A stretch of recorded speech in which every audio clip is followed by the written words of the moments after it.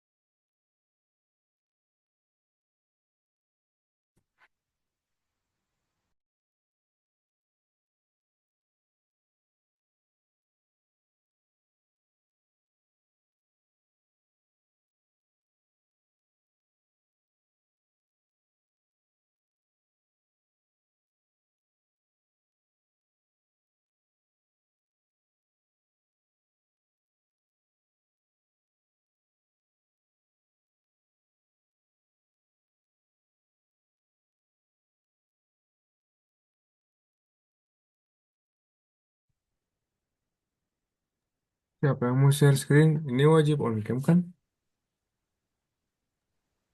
Ya wajib on cam guys.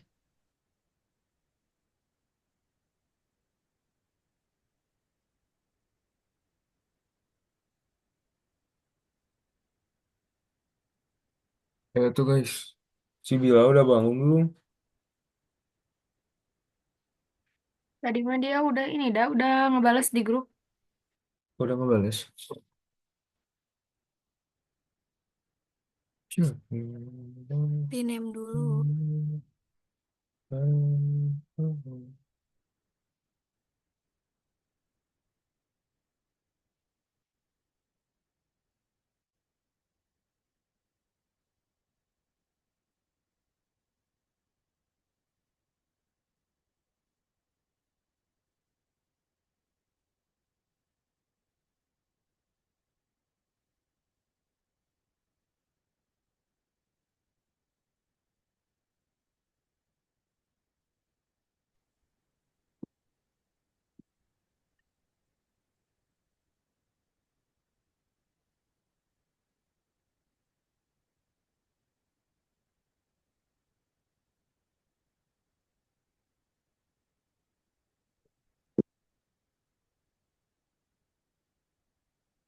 Haura, kamu mau pakai mukena Zoom-nya? Iya, atau mending ganti aja. Kata aku mending ganti deh. Kerudung langsung juga nggak apa-apa. Tapi kalau mukena kelihatan banget gitu mukena. Oh, oke. Wait.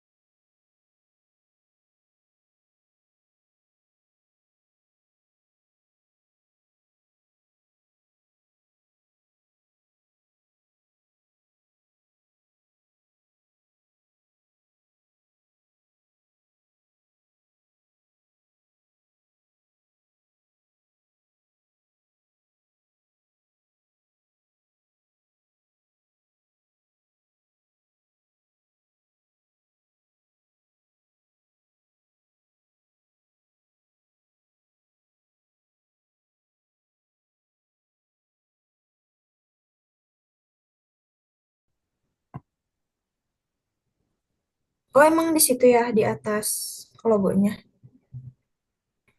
Iya nggak apa-apa. Mau ke bawahin yang antibiotik kayak tadi. Gini. Iya, gitu aja. Oke. Dah.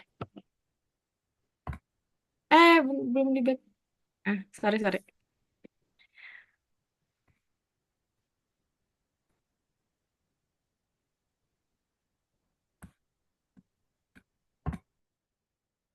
Yuk guys.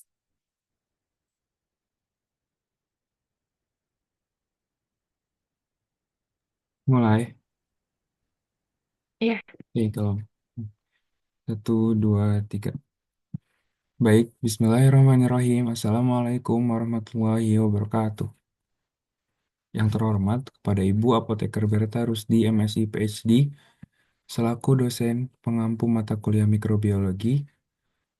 Di sini kami dari kelompok 2 akan menampilkan atau mempresentasikan tentang sisomisin, senyawa antibiotik. Sebelumnya, nama saya Muhammad Raffi Nasrusiba dengan NPM 24202.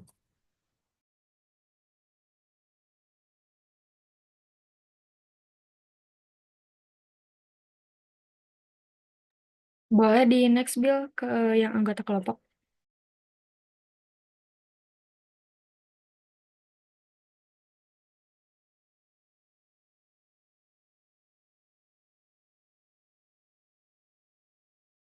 Boleh mungkin rekan-rekan saya tolong perkenalkan diri dulu dari Saskia. Baik, perkenalkan, saya Saskia Putri Amelia dengan NPM 160324155. Baik, perkenalkan nama saya Risti Fauzia Guys, Agustin. maaf, motong dulu. Maaf, maaf. Bila di kamu nge-lag atau gimana? Mau aku aja tuh yang share screen, tapi PPT-nya mau kirim ke grup. Boleh, boleh. Soalnya tadi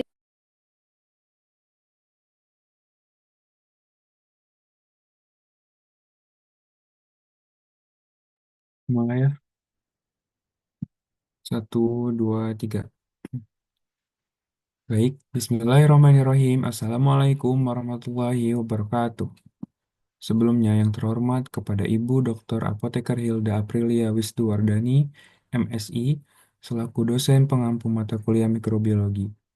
Di sini kami dari kelompok 2 dengan judul Sisomisin, senyawa antibiotik, akan mempresentasikan hasil paparan menurut kami. Sebelumnya, nama saya Muhammad Raffi Nasrusiba dengan NPM 24202. Mungkin dilanjut perkenalkan oleh rekan-rekan saya.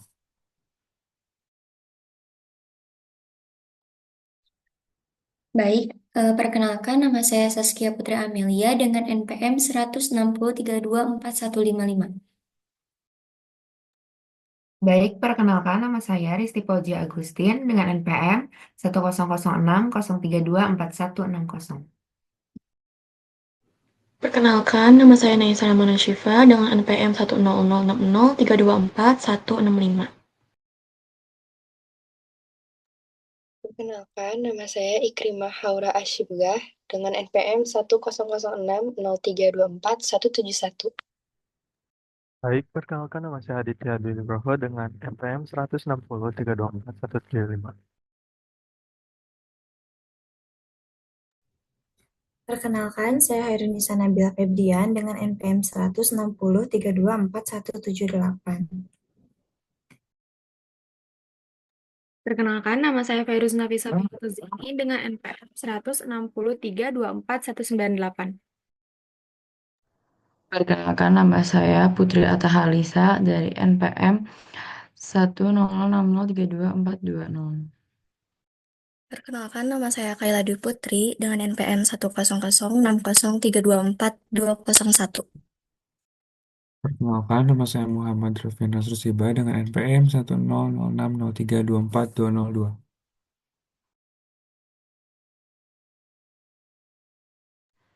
Baik, saya Putri Atta Halisa, NPM 24.200 akan menjelaskan tentang pengertian sisomisin. Pengertian sisomisin ini yaitu antibiotik dari golongan aminoglikosida, termasuk obat yang bekerja dengan membunuh bakteri secara langsung. Obat ini itu diproduksi oleh bakteri Micromonospora injoensis. Mekanisme kerjanya itu menghambat pembentukan protein di dalam sel bakteri sehingga bakterinya itu tidak bisa bertahan yang akhirnya mati. Obat ini itu sangat ampuh untuk melawan bakteri gram negatif dan bakteri gram positif. Rumus kimia dari sisomisin ini terdiri dari 19 atom karbon, 37 hidrogen, 5 nitrogen, dan 7 oksigen. Next. Pada slide kedua ini terdapat rumus molekul basis sisomisin. Struktur ini terdiri dari cincin-cincin gula dan gugus amin yang saling berhubungan. Struktur ini bekerja menghambat pembentukan protein dalam bakteri sehingga bakteri tersebut akan mati. Struktur sisomisin yang kita lihat menunjukkan susunan-susunan atom karbon, hidrogen, nitrogen, dan oksigen yang membentuk molekul. Ciri khas dari struktur aminoglikosida adanya inti 2-deoksistreptamin dan beberapa cincin glikosidik.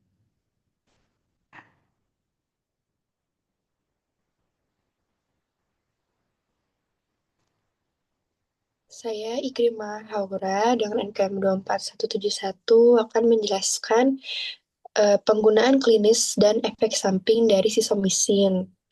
Nah, sisomisin ini biasa digunakan untuk mengobati infeksi berat seperti infeksi saluran kemih, infeksi nosokomial, dan juga ada infeksi-infeksi lain seperti konjungtivitis, yaitu dia adalah peradangan pada selaput tipis yang melapisi bagian putih mata. Adapun keratitis yaitu peradangan pada kornea mata. Namun, sisomisin ini memiliki resisten terhadap aminoglikosida lain, sehingga penggunaannya sekarang terbatas karena memiliki sifat yang resisten dan juga efek samping. Nah, apa saja efek samping dari sisomisin ini? Sisomisin ini memiliki efek samping yang menyebabkan nefrotoksisitas, yaitu kerusakan pada ginjal, dan juga ototoksisitas, yaitu kerusakan pada saraf pendengaran, dan bahkan dapat menyebabkan neurotoksisitas, yaitu gangguan saraf, misalnya kejang, halusinasi, dan kebingungan. Sekian. Baik, perkenalkan sebelumnya nama saya Risti Fauji Agustin, NPM 24160. Saya akan menjelaskan mengenai khasiat dan mekanisme kerja dari obat sisomisin. Nah, di sini ada mekanisme kerjanya. Jadi sisomisin ini bekerja dengan cara mengikat subunit 30S ribosom bakteri yang menyebabkan kesalahan translasi RNA dan sintesis protein terganggu. Jadi akibatnya bakteri mengalami gangguan metabolik dan akhirnya mati. Sisomisin ini bersifat bakterisidal dan efektif melawan bakteri gram negatif seperti Pseudomonas aeruginosa, Escherichia coli, dan Klebsiella pneumoniae. Nah, aktivitasnya juga terlihat terhadap beberapa strain gram positif seperti Staphylococcus aureus, walaupun dengan potensi lebih rendah dibanding gram negatif. Adapun khasiat dari sisomisin sendiri yaitu jika dilihat dari mekanisme kerjanya, bakteri sisomisin bersifat bakterisidal untuk menangani infeksi yang disebabkan bakteri gram negatif dan bakteri gram positif, walaupun potensi lebih rendah dibanding gram negatif. Nah, infeksi seperti konjungtivitis atau peradangan pada konjungtiva mata, keratitis, peradangan pada kornea mata, dan bleparitis atau peradangan pada kelopak mata. Baik, terima kasih. Boleh di next. Baik, selanjutnya saya Saskia dengan NPM 24155 akan menjelaskan mengenai pemberian sisomisin. Jadi, sisomisin ini berbentuk serbuk putih, kemudian bersifat higroskopis, mudah larut dalam air, dan sedikit larut dalam alkohol. Nah, dalam bentuk sediaan farmasi, sisomisin ini juga biasanya digunakan sebagai garam sulfat atau sisomisin sulfat yang stabil dan disiapkan dalam bentuk injeksi. Sekian, boleh di next. Baik, saya Aditya Nugroho dengan NPM 1241775 akan menjelaskan tentang prosedur pengujian potensi antibiotik. Nah, penetapan cara lempeng atau metode silinder ini merupakan metode untuk menguji kemampuan suatu zat antimikroba dalam menghambat pertumbuhan mikroba. Nah, untuk prinsipnya sendiri, zat antimikroba ditempatkan dalam sebuah silinder logam kecil yang diletakkan secara tegak lurus di atas media agar yang sudah diinokulasikan mikrobanya. Nah, dari dalam silindernya sendiri, zat akan berdifusi ke sekeliling media. Jika zat tersebut efektif, maka akan terbentuk zona bening di sekitar silindernya sendiri. Nah, yang disebut dengan zona hambat. Nah, zona hambat ini menandakan area di mana pertumbuhan mikroba berhasil dihambat. Semakin besar zona hambatnya, semakin kuat aktivitas antimikroba dari zat tersebut. Nah, untuk pengujian potensi sisomisin sendiri dimulai dengan menggunakan atau membuat larutan dari bahan baku murni sisomisinnya sendiri. Larut yang digunakan adalah buffer dan dilarutkan ini disiapkan sebanyak dua konsentrasi yaitu tingkat tinggi dan kadar tingkat rendahnya. Nah, kedua konsentrasi ini tidak dipilih sembarangan, melainkan telah ditentukan sebelumnya melalui uji pendahuluan.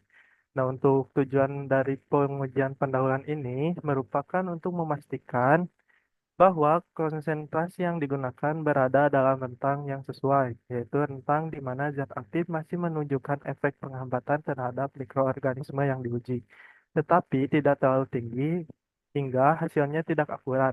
Dengan begitu, kita bisa memastikan bahwa hasil pengujian potensi berada pada kisaran yang valid dan dapat diinterpretasikan dengan baik. Mungkin selanjutnya bakalan dijelaskan oleh rekan saya, Bila. Perkenalkan, saya Hairun Nisa Nabila dengan NPM 24178 akan melanjutkan prosedur pengujian potensi antibiotik. Media ujinya berupa agar padat steril yang dituangkan ke dalam cawan Petri untuk membentuk lapisan dasar. Setelah mengeras, media dilapisi lagi dengan agar yang telah dicampur dengan suspensi bakteri Staphylococcus epidermidis dengan kekeruhan yang disesuaikan terhadap standar McFarlane 0,5. Selanjutnya, 4 buah silinder stainless steel steril diletakkan secara hati-hati di atas permukaan media. Ke dalam masing-masing silinder diteteskan larutan standar dan sampel sisomisin pada konsentrasi tinggi maupun rendah dengan volume yang sama. Cawan kemudian diinkubasi pada suhu 35 sampai 37 derajat Celcius selama 8 hingga 24 jam. Setelah masa inkubasi, diameter zona hambat yang terbentuk di sekitar tiap silinder diukur menggunakan alat ukur digital untuk menentukan potensi antibiotik yang diuji. Next.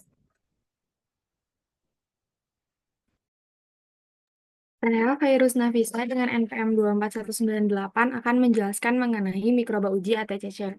Nah, ATCC itu adalah American Type Culture Collection, yaitu lembaga internasional yang menyediakan mikroorganisme standar atau mikroba uji untuk keperluan penelitian, di mana fungsi dari mikroba uji dari ATCC ini digunakan sebagai standar global untuk memastikan uji laboratorium tersebut bersifat valid.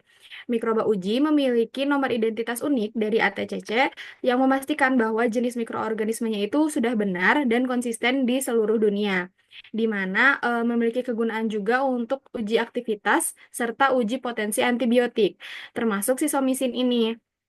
Yang akhirnya nanti hasil pengujian pada sisomisin dapat dihasilkan atau diakui secara ilmiah dan dibandingkan dengan standar global yang berlaku. Contoh mikroba yang digunakan itu ada Staphylococcus epidermidis dengan nomor ATCC 12228, yakni merupakan bakteri gram positif yang memiliki sifat stabil dan sensitivitas sesuai standar farmakope untuk menentukan kualitas dan juga efektivitas potensi antibiotik. Nah, sebenarnya mungkin ada yang penasaran nih, kenapa harus pakai mikroba dari ATCC, kenapa enggak mikroba asal tidak dari ATCC? Sebenarnya mikroba liar atau yang tidak terstandar, tidak terdaftar itu dapat memberikan kekeliruan pada hasil pengujian, yang mana nantinya akan menghasilkan pengujian yang tidak konsisten. Sedangkan mikroba dari ATCC ini akan menjamin kualitas dan juga kestabilan dari karakter mikroba itu sendiri. Baik, saya Naisa Syifa dengan NPM 124165. Di sini saya akan menjelaskan reaksi sisomisin, di mana di sini ada beberapa larutan reaksi. Yang pertama itu ada dapar atau yang bisa disebut dengan buffer. Pertama itu disiapkan seperti tertera pada tabel 12, di mana pada tabel 12 ini terdapat beberapa dapar dengan beberapa konsentrasi dan pH yang berbeda tergantung dengan pH yang kita butuhkan. Misalnya, kita membutuhkan pH 6, jadi kita memilih dapar D1, 1% pH 6.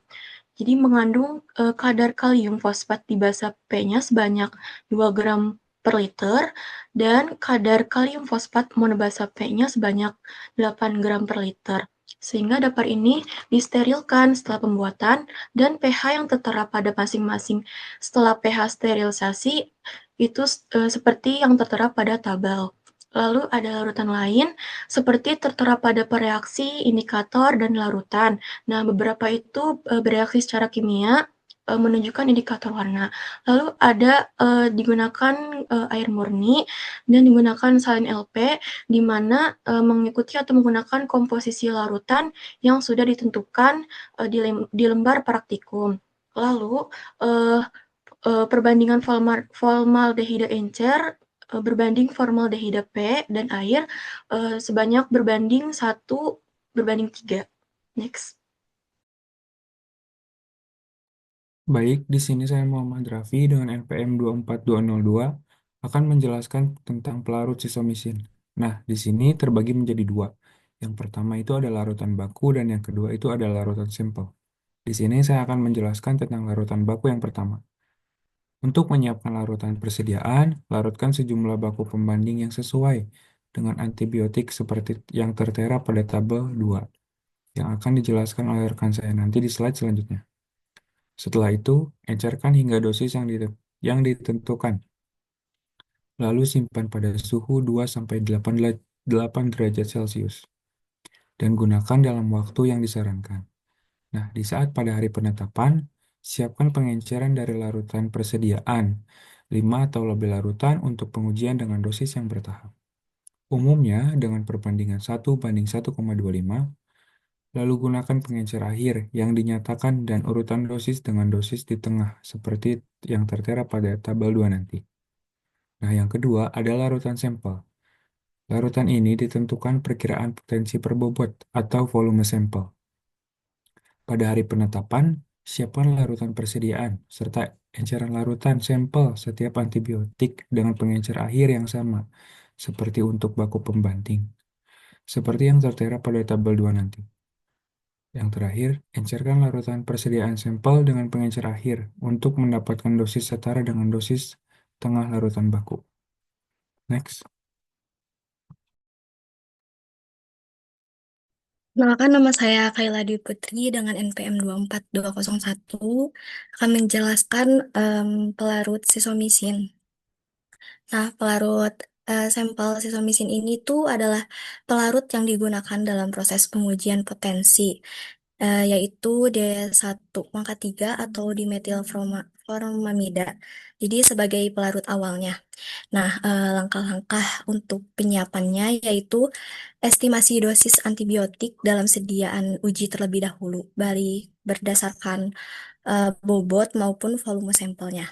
Nah, pada hari penetapannya, larutan persediaan dari sampel diencerkan menggunakan pelarut yang sama seperti pada pelarut baku pembanding. Di situ ada yang ditandatangani, tabel 2 bagian sisomisin. Nah, untuk tahap selanjutnya yaitu ada tahap pengenceran uji.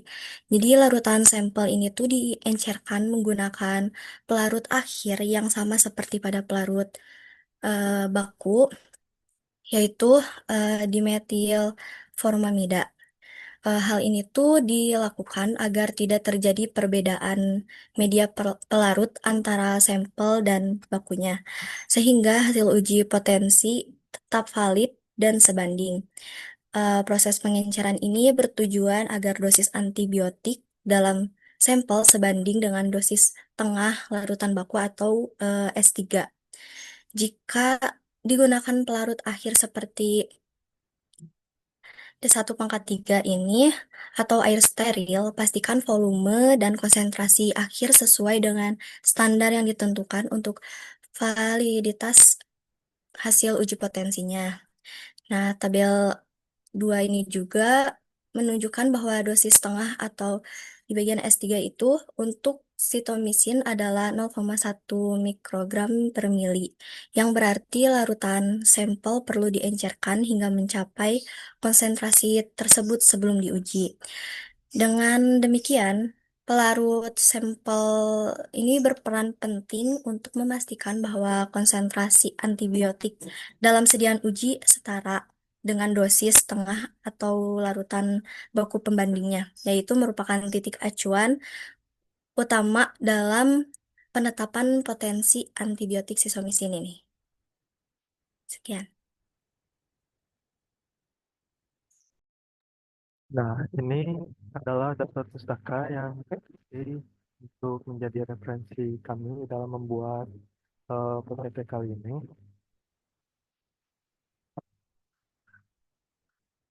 Mungkin cukup sekian dari kelompok kami. Jika ada kesalahan dalam cara berbicara kami untuk menyampaikan untuk PPT kali ini, mohon dimaafkan. Kami undur diri. Assalamualaikum warahmatullahi wabarakatuh.